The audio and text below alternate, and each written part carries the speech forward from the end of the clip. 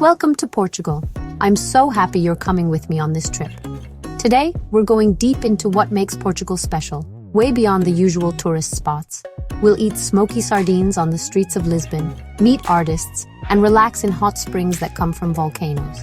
This trip is all about connecting, finding happiness in the small local things and making memories we won't forget.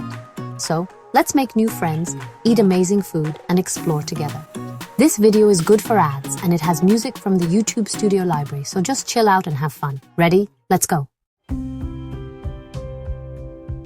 Our first stop is Lisbon, a city that seems to come alive in a completely different way as the sun begins to set. The golden light fades, and the city's famous hills and tiled facades start to glow under the first street lamps. We're arriving just as the day is ending, and there's a sense of anticipation in the air. The city transforms before your eyes. Shadows lengthen, the temperature cools, and the energy shifts from the busy daytime bustle to something more relaxed, yet somehow more electric. Suddenly, the air is filled with the irresistible aroma of sardines sizzling on open charcoal grills. It's a scent that drifts through the narrow streets, drawing people out of their homes and into the night. This isn't just a meal, it's a nightly celebration. The sidewalks become gathering places, and the whole neighborhood feels like it's hosting a festival, even on an ordinary weeknight. Families set up their own charcoal grills right on the old stone sidewalks, some using recipes and techniques passed down for generations. You'll see grandparents teaching grandkids how to flip the fish just right, keeping traditions alive with every smoky batch. The sardines themselves are simple, just fresh fish, a sprinkle of sea salt, and the heat of the coals. They're served on thick slices of rustic bread, the kind that soaks up all the juices. Each bite is smoky, salty, and deeply satisfying, a true taste of Portugal's coastal heritage. The whole community comes together here. Neighbors lean out of their windows to chat, children dart between the grills, their laughter echoing through the smoky air, and everyone seems to know each other, or is happy to make a new friend. Wine flows freely, poured into plastic cups and passed around with a smile. People swap stories, share jokes, and invite strangers to join in. There's a sense that everyone belongs, no matter where you're from. Even if you don't speak a word of Portuguese, it doesn't matter. A shared sardine, a friendly nod, or a simple smile is all you need to feel welcome. Food becomes the universal language here. I found myself raising a glass with people I'd just met, toasting to the night, and savoring the best sardines I'd ever tasted. The warmth of the food and the company made it unforgettable. This is more than just dinner. It's a living tradition, a celebration of Lisbon's culture, its people, and the bounty of the Atlantic Ocean. Every night feels like a holiday. The music drifts through the streets, mingling with the sounds of conversation and laughter. The smoky air, the clinking of glasses, and the rhythm of the city make you feel like you're part of something timeless. As the night deepens, people gather closer together, sharing benches and stories, and you realize you're surrounded by a sense of belonging that's hard to find anywhere else. Standing on a Lisbon street, embraced by the warmth of new friends and the spirit of the city, you understand. This is the real Portugal, alive and unforgettable, one grilled sardine at a time. Next, we go north to Porto, a city where the past and present blend together in every street and square. Here, blue and white tiles called azulejo cover the city like a patchwork quilt, decorating churches, train stations, and even ordinary houses. These tiles are more than just decoration. They are the city's skin, telling stories in color and pattern. But behind all that beauty is a secret world, the workshops where artists and craftspeople bring these tiles to life, hidden away from the busy streets. Down a quiet, narrow street, I met João, a gentle craftsman whose family has been painting tiles for more than 100 years. His hands are steady, his eyes bright with pride. The air inside his workshop smells like clay and paint, a mix of earth and creativity. Sunlight pours through the windows, lighting up tables where hands move with practiced ease, shaping and painting each tile. João paints detailed patterns from memory, each brushstroke a dance he's learned from his father and grandfather. The designs are complex, but his movements are calm and sure, as if the patterns live in his fingertips. He let me try. My lines were shaky, but he guided my hand, sharing his secrets and laughing gently at my efforts. For a moment, I felt the weight of tradition and the joy of learning something new. Here, every tile is a small work of art, a living tradition in a world full of computers and machines. Each one is unique, carrying the mark of the person who made it. These workshops are like safe places, keeping Portuguese culture alive one brushstroke at a time. They are sanctuaries where history is preserved and creativity is passed from one generation to the next. Joao's walls are full of stories, tiles and old family pictures showing how long his family has been doing this. Each photo and tile is a memory, a piece of a much larger story. Leaving the workshop, I saw Porto's tiled walls in a new way. Not just pretty decorations, but a gallery of human touch and history, each tile a testament to the city's soul and the people who keep its traditions alive. Now, we step into a fairy tale, the foggy forests of Sintra. Here, every step feels like entering a world woven from dreams and legends, where the air itself seems to shimmer with secrets.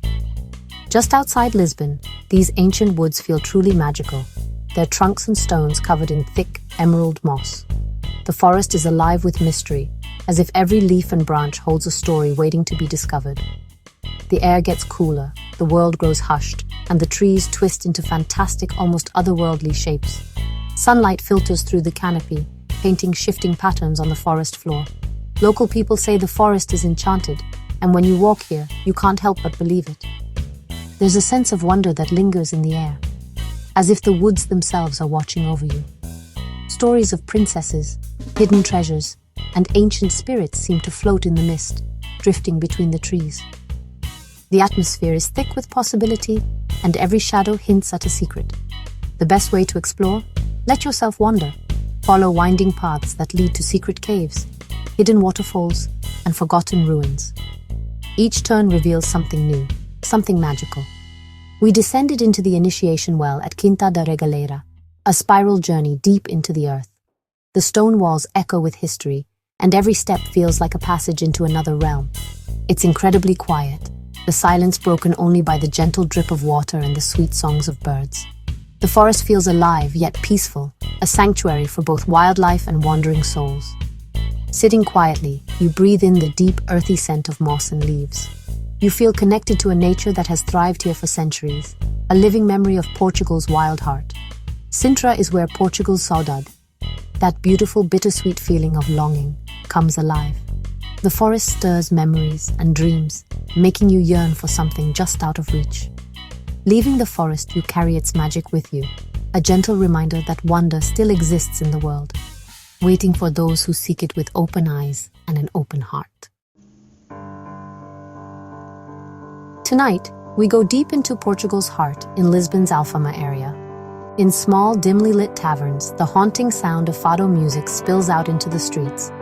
Fado isn't just music, it's feelings, stories of wanting something, fate, and the sea. We find a small fado house, with pictures all over the walls, and the room is buzzing with excitement. Musicians start playing, and then the fado singer steps into the light, dressed in black. Her voice fills the room. It's raw, strong, and so beautiful it makes you feel sad. You don't need to understand the words. The feelings are clear to everyone. The audience is completely focused. Some have tears, some hold hands, all show quiet respect. No one claps until the last note fades. Then applause bursts out. Fado is not just a show for tourists. It's a living art, a part of everyday life. In that small room, you feel the heart of Portugal, and it's a memory you'll never forget. After the strong feelings of Fado, we head to Aveiro, called the Venice of Portugal. Canals wind through the town, but here, colorful molicero boats are the real stars. Each boat is like a painted work of art, telling stories of local life and jokes. They were first used to collect seaweed, and these boats connect Aveiro to its past. We float through canals with Rui, whose family has been driving moliceros for many generations. The town is peaceful, with pastel-colored buildings, fancy old houses, and a slow pace set by the water. Rui shares stories and old tales, making history feel real. On land, we explore busy markets and try ovos moles, a sweet treat from the area. Life here moves with the lagoon. Food, work, and community are all connected to the water. As the sunset glows on the boats and buildings, Avero's charm is clear to see. Now we travel inland to Alentejo's golden flatlands and endless olive tree fields. It's olive harvest time, a time of hard work and happy celebration. We join a family's yearly harvest with generations gathered under old trees. Laughter and talking fill the air as olives fall onto nets below. The work has a good rhythm, it feels good to do, and it's very much about being together. At noon, everyone gathers for a big meal. Fresh bread, local cheese, stew, and wine. Stories are shared, songs are sung, and the strong ties of family and tradition get even stronger. The olive harvest is more than just a job. It's a special custom of who they are and how they connect to the land. As the sun sets, with nets full of olives, there's a feeling of having done something good and being thankful. To be welcomed into this tradition is a true gift, a taste of real giving Portugal. For our last adventure, we fly to the Azores, 9 islands made by volcanoes in the Atlantic Ocean. On São Miguel, we visit Terra Nostra Park, home to a famous hot spring pool. The water, full of good minerals, is a warm, smooth orange-brown, pure happiness. Floating in the pool, surrounded by green gardens and rising steam, you feel all your worries disappear. The local people use heat from the volcanoes for more than just bathing. They cook cozido das furnas, a stew cooked slowly underground by volcanic steam. Sharing this meal with the local family, you feel how they live in harmony with the land. Here, people live with the volcano, using its power for warmth, healing, and food. The Azores show how beautiful nature is and how smart people are. A perfect, refreshing end to our trip. Our trip through Portugal ends, but the memories stay with us. From Lisbon's sardines to the hot springs in the Azores, we've shared happy and connected moments. I hope you've seen a Portugal full of life, love, and community. If you felt inspired, please subscribe so we can keep exploring together. Thank you for joining me. Your being here means a lot. Remember, be open, talk to people you don't know, and always try the local food. This video is good for ads, with music from the YouTube Studio Library. Until next time, ciao! Till next.